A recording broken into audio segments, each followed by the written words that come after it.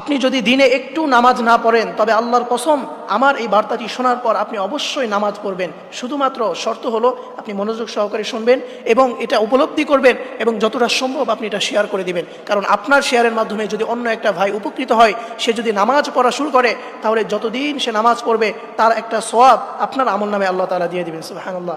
এই জন্য প্রিয় ভাই, প্রিয় বোনেরা, অবশ্যই আপনি মনোযোগ সহকারে শুনবেন।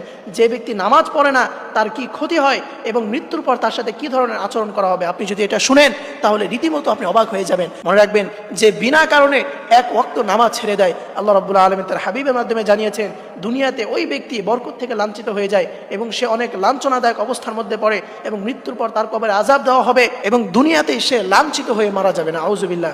এই জন্য প্রিয় ভাই, প্রিয় বোনেরা, এবং আল্লাহ রাসূল সাল্লাল্লাহু আলাইহি ওয়াসাল্লাম এক হাদিসের ভিতরে বলে দিয়েছেন যে ব্যক্তি বিনা কারণে এক ওয়াক্ত নামাজ ছেড়ে দেয়, জেনে বুঝে জাহান্নামের কোনো একটা দরজায় তার সেই নাম লিখে দেওয়া হয় এবং সেই জাহান্নামটা